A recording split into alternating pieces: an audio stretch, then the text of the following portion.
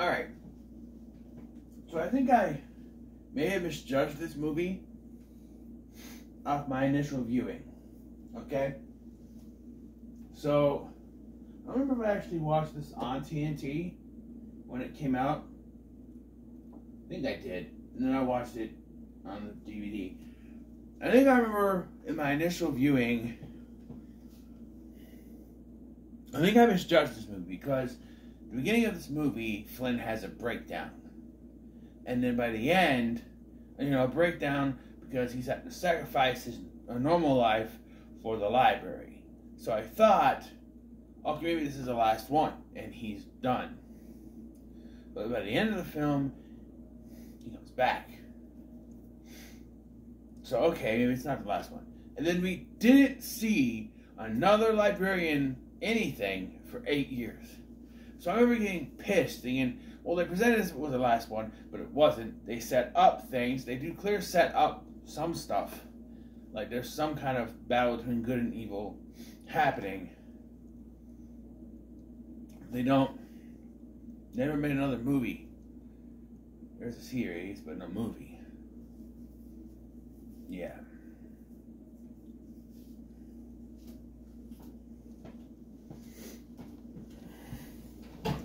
And the timeline for this movie is also confusing.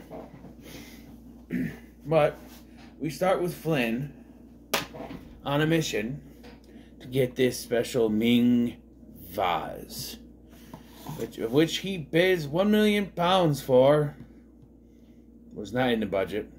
And he breaks it, revealing the Philosopher's Stone, which can turn anything to gold. By the way, I forgot to mention that I was wrong. It wasn't King Solomon I was thinking, it was King Midas to turn everything to gold. But the Philosopher's Stone can turn everything to gold, which is not what it could do. In Harry Potter, they granted eternal life. I don't know. But, yeah. He gets that, but they also introduce a character of Katie, which is his current girlfriend, who is also there with him, but not there. He left her at a bar, and now she's mad, and so he's on the phone with her, but then he's also on the phone with Charlene. And then he bids £1 million for this thing, breaks the vase, gets the stone, can't touch it because gold, and then gets back, but misses Katie. Katie basically dumps him. So in the back of this, he returns to the library to immediately get bombarded by Charlene yelling at him for spending too much money. Judson wants him to go on another mission right away, and Excalibur, his best friend by the way, wants to train because it's Monday. And all this causes a breakdown. And in this breakdown, he yells that he is 33 years old. So, I look at the back of the DVD, it says 2009. However, there's also 2008 watermark on there too. I'm like, okay, what is it? This movie came out in 2008. I looked it up. 2008. So, there are two options. Either this takes place in 2007, a year after the second film, or it takes place in an early part of 2008 before Flynn's 34th birthday. Those are the two options because it just doesn't make any sense otherwise. Also, he mentions his past relationships with Nicole. Then we're out with Emily. Then we're out with Nicole. I guess his relationships haven't lasted more than 6 months since becoming a librarian. But later in the film, he says that he's been on 35 missions. 35 missions in 3.5 years? Yeesh. Yeesh. It's a lot of missions. No wonder he's all fed up. Yeah, so he's decided he's going to take a vacation. And that's it. A drunk Charlene, or maybe not brother, shows up. She was at a combination wine tasting and speed dating night. That's a dangerous combination. But she shows up with some brochures for his vacation, including New Orleans and other places. But before she leaves, she says for him to follow his dream. So that night he has a dream where he wakes up in bed with like that Ebenezer Scrooge pajamas with it's like a one skirt thingy and a hat, and he sees a seductive woman singing to him, and then a man on a horse statue of a man on a horse, excuse me. When he wakes up at his desk, he finds a brochure for New Orleans, realizes he's gonna go there. Here's where we meet Andre, who is our Jumbo. Basically, he's the guy who knows everything in New Orleans. He's got a cousin that can do this, cousin can do that. But as we find out later, he's exaggerating about the cousin part because he's got a cousin who owns a boat. His cousin is Chinese. He's like, what? Yeah, Andre's the man. He helps him out, whatever, and he ends up going to this bar where he sees the woman from his dream. And this is Simone, a French woman played by Stana Katic, who at this time would have just been starting her run on Castle, opposite Nathan Fillion. So she hadn't really blown up on that role yet, but yeah.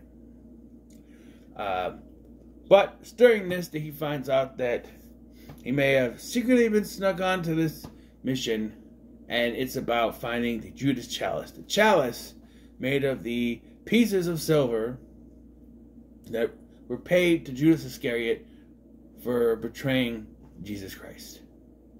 Yeah, and they say, and this is where a lot of people might check out of this. I certainly did the first time. They say that the chalice can restore a vampire to life. So we have this Russian named Sergei, of course, who is going to use it to resurrect Vlad Dracul. That's right, Vladimir Pedro, aka Dracula. Bring him back to life to help take over and bring Russia back to prominence. Because, according to this guy, Russia's not even a country anymore. I'm thinking this guy is missing the Soviet Union before the 80s took it and Berlin Wall went bye-bye. And,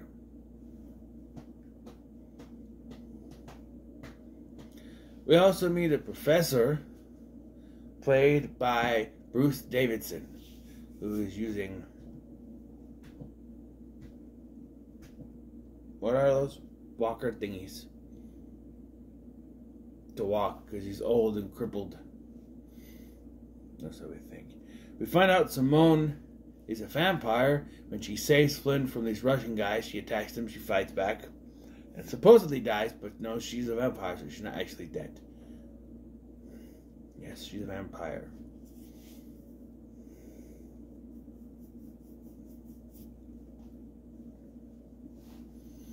By the way, when they introduce Judson, he's in the large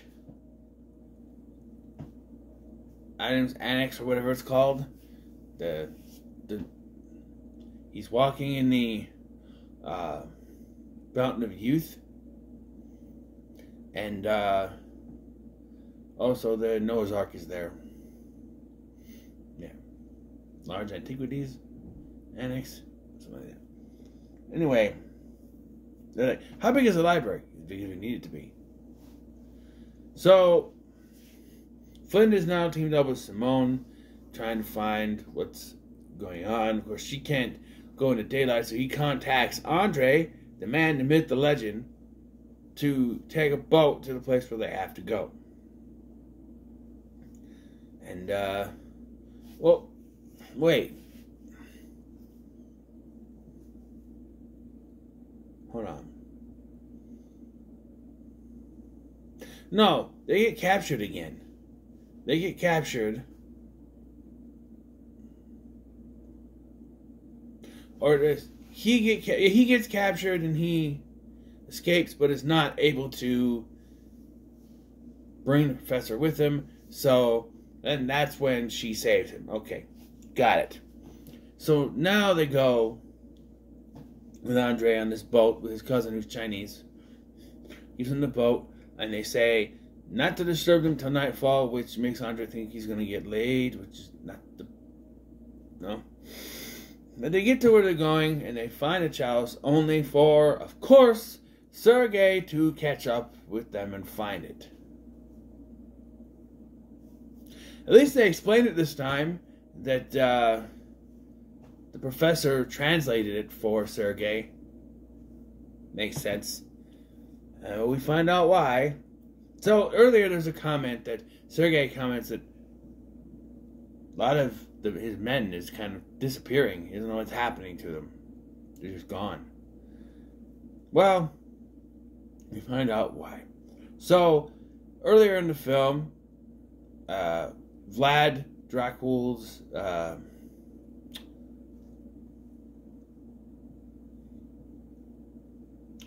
casket is taken, and they spill Flint's blood, they put it in the thing, it bubbles up, and they pour it on the thing, and it does nothing. Then, all of a sudden, so what I forgot to mention is when they walk in, when they find them with the chalice, Simone freaks out and goes, "You." The camera shot then goes straight to the professor. So that wasn't subtle at all. Because I forgot the twist in this, which honestly is the same twist as the last one, only it didn't mean as much because it's some guy he just met. The professor is Dracula. Yeah. Apparently, he drank the blood of a deer that was infected with a virus that caused his body to wither, which is why he had the braces and the walking sticks. And, yeah. Now he's drinking from this thing, and he's getting strong. And all the people that have disappeared are now vampires under his control. Apparently he was still a vampire and he was feeding. Did they not have the professor out in a day? Did they not have him? What was this? I don't know. They had him captive for how long? Maybe the withering state made him able to be in the sun. I don't know.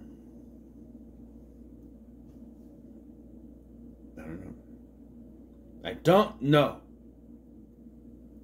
I don't.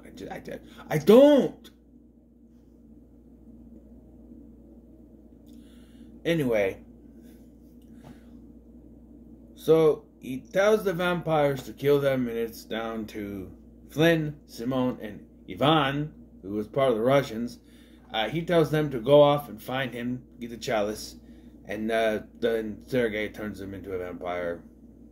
Or tries to, and then he blows him up, which wouldn't work, but does, because earlier, he said he's going to use Flynn's going to use a cannon for them to get out, or it could just blow them up, and we'll both die. And she's like, "Well, I won't die." I said, "Oh yeah, thanks for that." By the way, they have great chemistry together. They really seem to have fallen in love, and of course, they do. But she's a vampire. Also, it's revealed that Dracula is the one who turned her. So, I don't know. Vampire lore is iffy between movies and TV shows. We'll get to it, but so then we have a fight, and so if you thought that the way Morbius traveled around was stupid, the vampires in this travel around on puffs of smoke. But this is 2008. They didn't have the effects to pull that off, especially for a TV budget. No way. Just no. It doesn't look very good. Eventually, Flynn, finds a tree that is an aspen tree, which is the kind of wood that was used to kill Judas Iscariot, the first vampire. So he's able to use it, kill Dracula, and a pretty cool effect. Although a little bit dated, but pretty cool. And then Simone says that Dracula's dead, so her soul can finally rest. No. When the vampire that bit you is killed, you are now human. But they didn't go that way. She's still a vampire because, you know, they declare love to each other basically, and then they sit and watch the sunset, and she poofs. Yeah. So this is the point where I would have went one of two ways with this. Either this trip revitalized him into doing what he needs to do, because she does say him, you're the librarian. You need to always be the librarian. By the way, they're looking at this tapestry of a hero, one of the oldest librarians. The oldest librarian hero, that the name translates into Judson. So, yeah, and it has the tree of life or whatever it is, a shield with the tree of life on it. It's important. Something like that, man. Yeah. So Flynn goes back to the library. He gives the coin that he had to Charlene. He gives the chalice to Judson. And he has Dracula's ring. And he tries to confront him about, I know you're over 6,000 years old.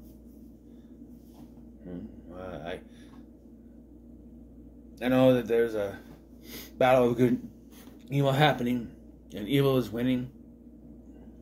He goes, well, I can tell you that there is a battle of good and evil happening, and you'll be needed, more importantly than anything. As far as me being 600 years old, 6 million years old now, I don't know nothing about that. You know, basically he's saying no.